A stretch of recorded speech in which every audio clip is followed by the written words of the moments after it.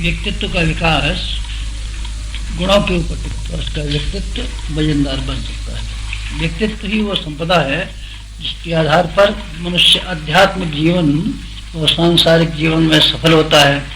सफलता के लिए धन काफी नहीं है, सफलता के लिए साधन काफी नहीं है, सफलता के लिए दूसरों का सहयोग काफी नहीं है। इन चीजों की जरूरत तो है, लेकिन सबसे ज्यादा आदमी के पास हथियार है, सबसे बड़ा जो वैभव है आदमी का व्यक्तित्व है। व्यक्तित्व को कैसे विकसित किया जाए, उसे सद्गुणों से सत्प्रवृत्तियों से संपन्न कैसे किया जाए, एक प्रश्न यही है सबसे बड़ा। इसको अगर कोई आदमी समाधान कर लेता है तो समझ लीजिए उसने अपने भविष्य को उज्जवल बनाने की आधी मंजिल पार कर ली।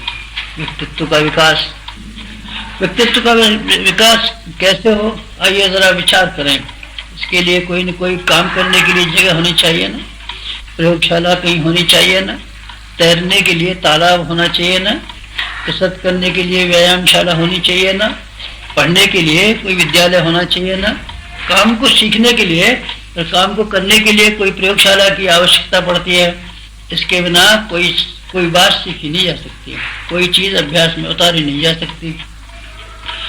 कार्य क्षेत्र के बिना, उसके लिए कार्य क्षेत्र कहाँ हो व्यक्तित्व के विकास करने का, ये स्वयं में चिंतन आवश्यक तो है, उपासना आवश्यक तो है, भावना आवश्यक तो है, पर एक क्रिया पक्ष भी तो चाहिए।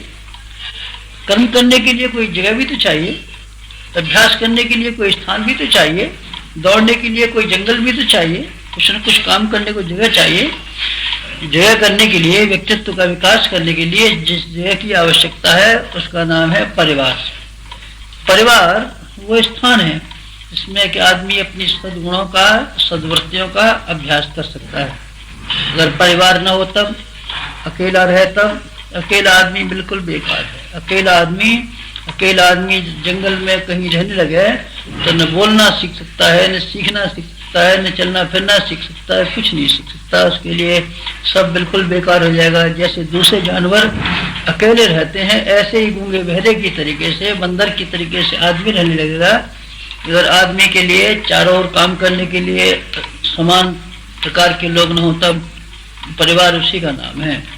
इसमें कई तरह के, कई स्तर के लोग रहते हैं, और किस स्तर के लोगों की विचारणा कैसी होती है, आवश्यकता कैसी होती है, भावना कैसी होती है, इसके साथ में तालमेल बिठा करके अपनी समझदारी को बढ़ाने का मौका केवल कुटुंब के बीच ही मिलता है। इसलिए मनुष्य को सामाजिक प्राणी कहा गया है, और ये कहा गया है उसका विकास सिर्फ इस बात के ऊपर टिका हुआ है आदमी किन लोगों के साथ रहा, किस तरीके से रहा। ये रहने के लिए आदमी को अपने व्यक्तित्व के विकास के लिए भी आवश्यकता पड़ती है, और शारीरिक जिंदगी को पूरा करने के लिए भी आदमी ऐसे बंधनों से जकड़ा हुआ है कि अगर चाहे कि अकेला रहूंगा, अकेले रह करके जीवन यापन करना मुश्किल है। कमाने के लिए जाएगा तब घर के सामान का क्या होगा, चोरी कोई कर ले जाएगा तब, रखवाली के लिए तो कोई चाहिए नहीं। अगर बच्चे न पैदा करने हो तो बात अलग, पर बच्चा अगर पैदा हुए हैं तो उनके रखवाली के लिए कोई इसकी संरक्षक चाहिए ना। 24 घंटे का संरक्षक की आवश्यकता है, तो ये कौन आए, कहाँ से आए बताइए। ये सब उनकी धर्मपत्नी कहती हैं। इसमें एक धर्मपत्नी को सहायता के लिए बूढ़ी माँ होती है, पिताजी बुढ़े हो जाते हैं, वो घर को देखभाल करते हैं, कई बच्चे आपस में सलाह मशवरा करते हैं, खेल कूद करते हैं। इस तरीके से एक सारा माहौल बन जाता है कुटुंब का, परिवार का। और परिवार के बीच में रह करके प्रत्येक व्यक्ति को अपने व्यक्तित्व को विकास करने का मौका मिलता है। बच्चे अपने ढंग से विकास करते हैं। बच्चों को हंसने के लिए, खेलने के लिए, माँ की गोदी में बैठ करके कपड़े पहनने के बारे में, कपड़े धोने के बारे में, टट्टी पेशाब करने के बारे में बहुत सारी जानकारियाँ मिलती हैं। अगर अकेला बच्चा हो तब गाय के बच्चे के तरीके से और बंदर के बच्चे के तरीके से अनगढ़ रहेगा। बच्चों को विकास करने का अपना मौका मिलता है, औरों का भी विकास मिलता है।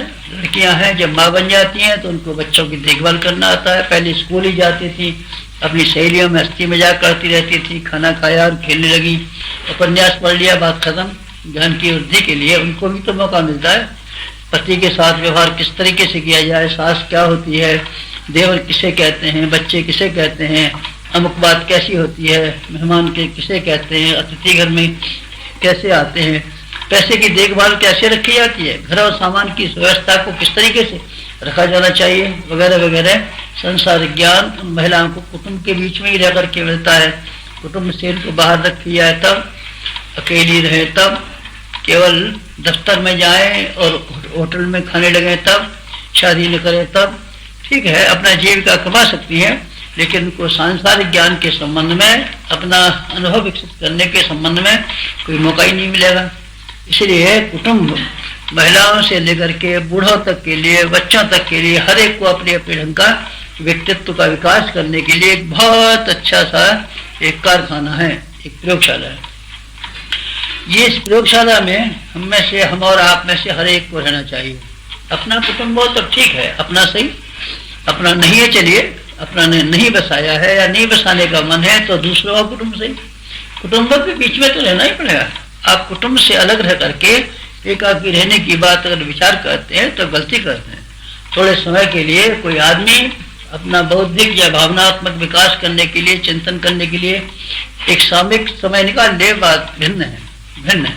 आदमी कोई उपासना करने के लिए एकाकी गुफा में रहने लगे, बात अलग है, ये कोई विशेष बात है, अपवाद है और विशेष उद्देश्य के लिए किया जा सकता है, तो सामान्य बात नहीं है। सामान्य जीवन के विकास करने के लिए आदमी को परिवार में रहना बहुत सख्त आवश्यक। परिवार से बिलग मत होइए। शादी नहीं करना चाहते हैं तो कोई हर्ज की बात नहीं। आपके माता पिता हैं, बड़े हैं, भाई के बच्चे हैं, दूसरों के बच्चे हैं, एक कुटुंब में रहिए ताकि आपके जीवन यापन करने के लिए सारी व्यवस्थाएं बन सकना संभव हो सके। नहीं तो फिर आपको ही खाना पकाना पड़ेगा, आपको ही आप बाजार से आटा खरीद के लाना पड़ेगा, आपको ही साग भाजी बनानी पड़ेगी, आपको ही बर्तन साफ करने पड़ेंगे, आपको ही घर का हर काम करना पड़ेगा। और घर का हर काम करने में, जिसमें जीवन जिंदगी के लिए हर दिन की जरूरतें पड़ती हैं, आपका इतना सारा समय खर्च हो जाएगा, आपके लिए जाना मुश्किल हो जाएगा और फिर आप थके हुए आएंगे। थके हुए आकर के अपने हिस्से में ही सारी जिंदगी का काम करेंगे तो या तो बड़े सीमित हो जाएंगे। जैसे बंदर वगैरह होते हैं, पेट भरते हैं, अपना टट्टी का कोई इंतजाम नहीं है, मिल गया तो खा लिया, या तो आप ऐसी जिंदगी जिए। अथवा सभ्यता की जिंदगी जीना चाहते हैं तो परिवार के अलावा और कोई गुजारा नहीं है। परिवार की महत्ता को आप समझिए, परिवार की आवश्यकता को समझिए। परिवार की आवश्यकता को समझ करके सबसे पहली बात ये समझिए कि इसमें शारीरिक जीवन यापन करने की सुविधा ही नहीं है, केवल काम वासना से लेकर के हंसने खेलने और नित्यकर्म के लिए यथास्थान सुविधाएं मिलने तक की बात नहीं है। मुख्य बात इसमें यह है कि इससे व्यक्तित्व का विकास करने में, सद्गुणों की संपदा को विकसित करने में सबको मौका मिलता है, जिसमें आप भी शामिल हैं। खास तौर से घर के मालिक को सबसे ज्यादा मौका मिलता है कि वो अपने व्यक्तित्व का विकास कर सके, जो दुकान पर नहीं कर सकता, जो खेती बाड़ी में रह के नहीं कर सकता, जो नौकरी में रह के नहीं कर सकता, वो सारे के सारे गुण विकसित करने का मौका उसको अपने छोटे कुटुंब में रह करके ही मिलता है। इसलिए कुटुंब की महत्ता आप में से हर एक को समझनी चाहिए। हर एक को उसका प्रयोग इस तरीके से करनी चाहिए आदमी के व्यक्तित्व का विकास हो, जिसमें आप भी शामिल हैं और आपके घर के हर सदस्य शामिल हैं, जिनको आप प्यार करते हैं, जिनको आप अपना मानते हैं तो उनके व्यक्तित्व के विकास में मदद कीजिए। धन बढ़ाने में, धन बढ़ाए कि न बढ़ाए, मैं इस पर आपसे बहस नहीं करता। धन की आवश्यकता है कि नहीं, मैं बहस नहीं करता। धन कितना चाहिए और कितना नहीं चाहिए ये तय करना आपका और दूसरों का काम है, हमारा नहीं। हम तो सिर्फ एक बात कहना चाहते हैं कि व्यक्तित्व अगर आपको विकसित करना है तो आपको एक कुटुंब के बीच में, परिवार के बीच में रहना चाहिए। आया वो आपका बनाया हुआ हो, आपके पिताजी का बनाया हुआ हो, भाइयों का बनाया हुआ हो, पड़ोसियों का बनाया हुआ हो, पर किसी न किसी के कुटुंब का सदस्य होकर के रहना चाहिए। अलग रहने की बात, अकेला जिंदगी जीने की बात, इक्कड़ रहने की बात, समाज से विरत रहने की बात, परिवार से दूर रहने की बात आपको नहीं सोचनी चाहिए।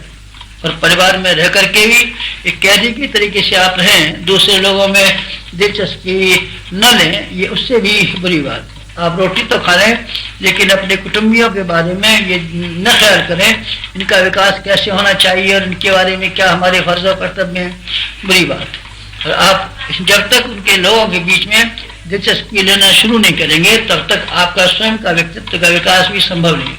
एकाकी रहिए, बली से गुफा में चले आइए, जंगल में रहिए, जेल खाने में चले आइए, काल कोठरी में बंद हो जाइए, फांसी घर में चले जाइए, जहाँ भी रहिए, अथवा कुटुंब में आप इस तरीके से रहिए जिससे आपको खाना खा लिया और कपड़ा पहन लिया, चारपाई पे सो गए, सवेरे उठ करके बाहर चले गए, जिसमें घर में कौन रहते हैं कौन नहीं रहते हैं, किसको किस चीज की जरूरत है, किसको किस चीज की आवश्यकता है, किसकी भाव संवेदनाओं को ऊंचा उठाने में आपकी क्या जिम्मेदारी है। अगर आप इसको नहीं ख्याल करते तो आपका घर रहना न रहना बराबर है।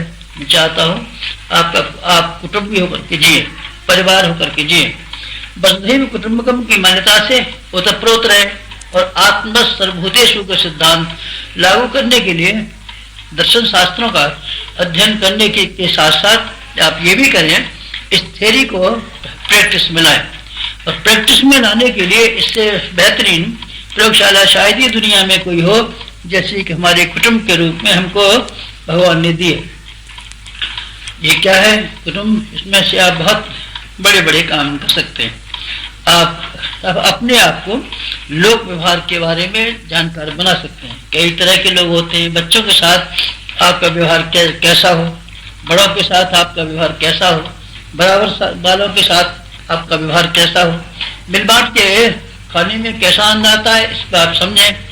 और एक दूसरे के दुख और दर्द, सुख और सुविधाएं बटा लेने से कितना ज्यादा आदमी सुखी और समुन्नत रह सकता है, इसका आप प्रत्यक्ष अनुभव करना सीखें।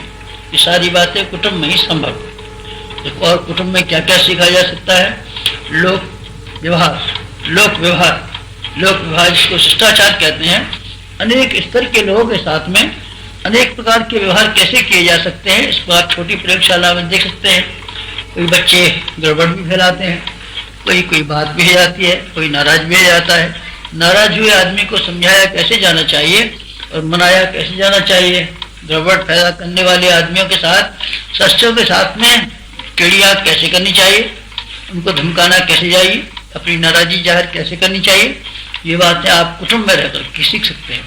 बाहर वाले लोगों के साथ में सीखेंगे तो गड़बड़ी फैल जाएगी और झगड़े खड़े हो जाएंगे और आपको आदमी तलाश करने पड़ेंगे, फिर बार बार चक्कर कैसे काटेंगे उनके पास, अथवा वो कैसे आपके पास आएंगे।